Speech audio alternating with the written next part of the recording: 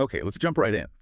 What if I told you, that something as, well, every day is a shower cubicle? Yeah. What if that's part of this huge global market? Yeah. And that its sales figures are actually telling us something pretty fascinating about economic development, consumer behavior all over the world. It does sound a bit niche, doesn't it? Right, almost too niche. But today, that's exactly what we're doing. Right. Taking a deep dive into the, well, surprisingly big world of the household shower cubicles market. Exactly. And our mission here, it's to go beyond just the raw numbers. We're digging into the Global Household Shower Cubicles Market Report 2025-2033 insights. We really want to understand what's driving these trends, maybe pull out some surprising facts, and just reveal the significant economic activity that's kind of hidden in plain sight, an industry most people probably don't think twice about. And significant is definitely the word. I mean, just to set the stage here, think about this. The global market for these household shower cubicles, it pulled in an amazing $13,566.1 million in sales revenue back in 2021. $13.5 billion. Yeah.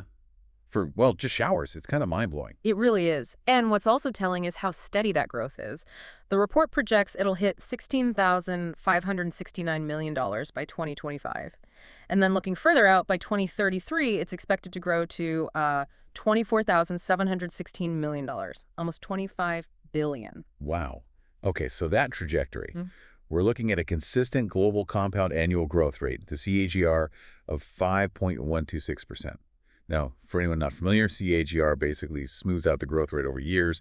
It shows sustained growth, not just a quick spike. Mm-hmm. So this steady growth, for something like a shower cubicle, it really points to something bigger, doesn't it? Like maybe a global rise in disposable income, a middle class investing more in home comforts. Precisely. It's a pretty clear signal of broad economic development, people moving beyond just basics, and the regional breakdowns that really start to paint a picture of where this is happening and maybe why. Okay, so where should we start? Let's start with North America. It's a real powerhouse in this market. As a whole, the region reported $4,273.33 million in 2021.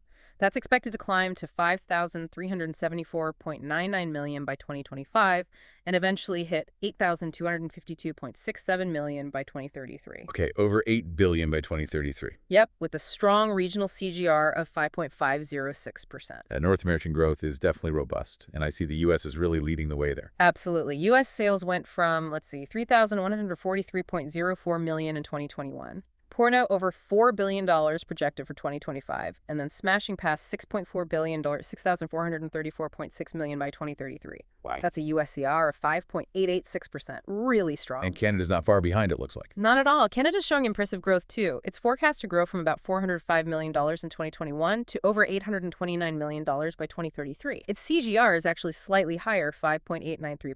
That's interesting. So for our listeners thinking about market drivers, is this mostly new houses being built, or is it more about people upgrading their current bathrooms, renovations? That's a really good question. And it's actually a mix. But the renovation boom is a huge factor, especially in the U.S. and Canada. You see a lot of people wanting larger showers, maybe replacing old tubs. It points to lifestyle shifts, investing in home value. Mm-hmm. But what's fascinating is when you compare that to Mexico. Okay. Still growing, definitely, but at a noticeably slower pace. Its CAGR is 3.036%. The value goes from about $725 million in 2021 up to nearly $989 million by 2033. Steady, but not the same acceleration. Huh. That is quite a difference, all within North America. Why? Yeah. The variation, is it like different types of housing, maybe less disposable income for big upgrades? You're hitting on the key factors. Yeah. Mexico's market seems more tied to new builds rather than the massive renovation trend we see further north. And yes, the economic landscape means discretionary spending on home improvements happens at a different pace. It's a great example of how diverse consumer behavior can be, even regionally. That contrast really is telling. So it makes you wonder, what about Europe? It's a more established market, right? Does it show similar differences within the continent, or is it more, even? Good segue. Europe presents, a different picture. It's more about steady, diverse expansion. The overall market grew from roughly $2.2 billion in 2021 to $2.6 billion by 2025, and the projection for 2033 is about $3.8 billion. That gives it a KGR of 4.781%. Mature, but still consistently growing. Okay, 4.78%. Okay. And drilling down, like the UK. The UK reported about $189 million in 2021, growing to just over $311 million by 2033. 2033. That's a solid 4.434% CAGR. Right. And Germany? Germany shows a bit more pace. It goes from around $209 million in 2021 up to $382 million by 2033. That's a CAGR of 5.151%. Yeah. France also saw very consistent growth. Their KGRs are 4.479% and 5.1003%, respectively. So even in these really developed European markets, demand keeps climbing. Is that also renovations or? Yeah, it's significantly driven by ongoing renovations. Modern design trends definitely play a part. And also, an aging population often looks for more accessible bathroom solutions, like walk-in showers. That makes sense. And it's not just the big players, right? The report mentions others. Absolutely. Countries like Spain, Sweden, Denmark, Switzerland, Luxembourg, they all showed stable growth too, generally between 4.5% and about 5.15% CAGR. Plus, there's a big chunk labeled Rest of Europe. That segment alone was over $668 million in 2021 and is expected to hit over $1.1 billion by 2033. So it really underlines that consistent growth across very different European economies. It signals this broad demand, not just concentrated in a few places. Exactly. Now, if we shift over to the Asia-Pacific region, this is where things get really dynamic. This region is definitely on the fastest track globally. Faster how? What's the CAGR there? The overall Asia-Pacific CAGR stands out at 5.257%, and the market size projection. It's expected to lead from $3.2 billion in 2021 to almost $6 billion, 5,966.44 million by 2033.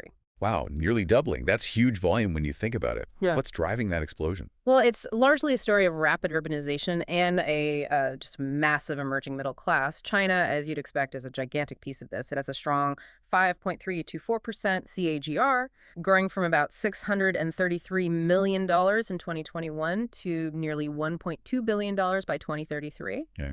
Japan, which is a more mature market, still shows stable growth, $553 million up to about $977 million.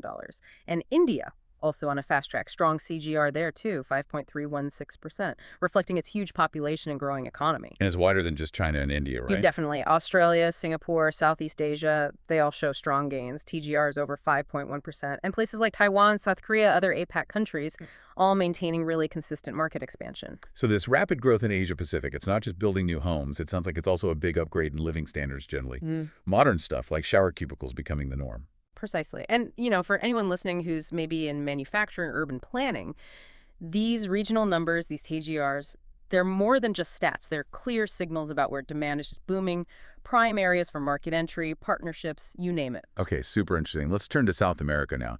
It often gets a bit overshadowed, but the report shows some promising emerging growth there. It does, yeah. The market grew from just under $600 million, $598.267 million in 2021, projected to reach over $1.15 billion by 2033.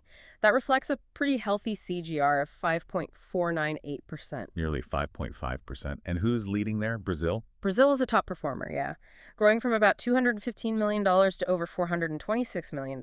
But it's not just Brazil. Argentina, Colombia, Peru, Chile, the rest of South America category. They all show promising growth rates, too, generally ranging from around 5.4% up to 5.75%. Oh, quite consistent across the continent.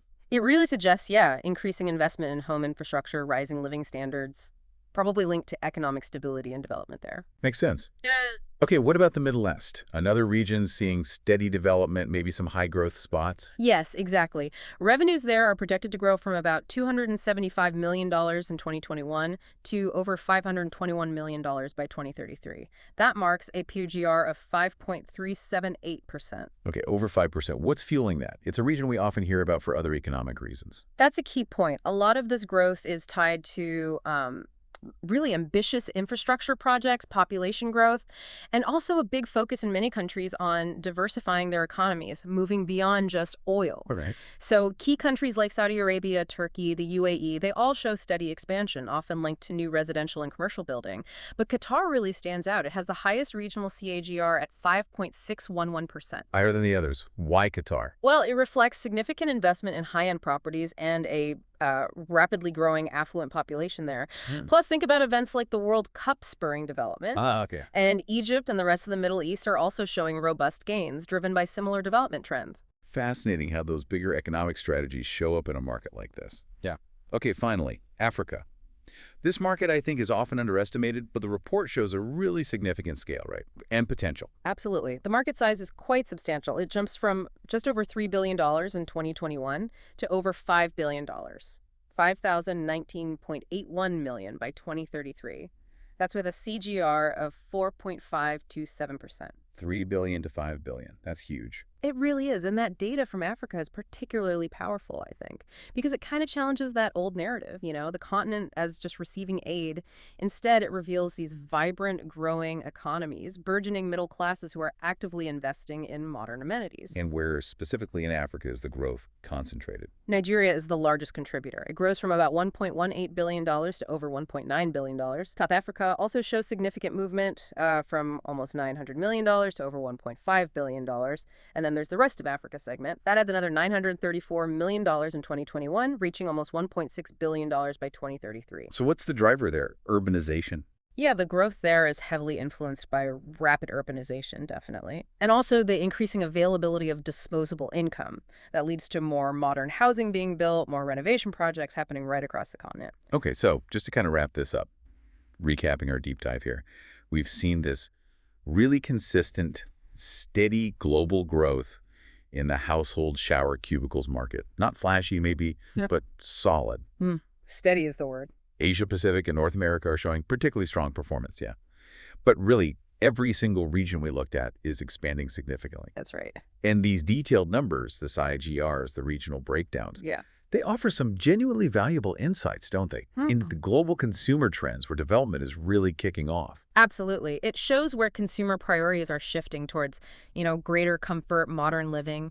And it really backs up this idea that even the most everyday items, when you look at them through the lens of market data like this, they can become these surprisingly powerful indicators of global economic health, rising living standards, even big shifts in population and housing. It shows how demand for basic comforts reflects broader progress. Yeah, it really does. It makes you wonder if shower cubicles can tell us all this. Yeah. What other, mundane markets out there might hold similar insights? What other overlooked industries are quietly signaling these major global shifts? That's a great question. Something for you to think about. Thanks for joining us for this deep dive.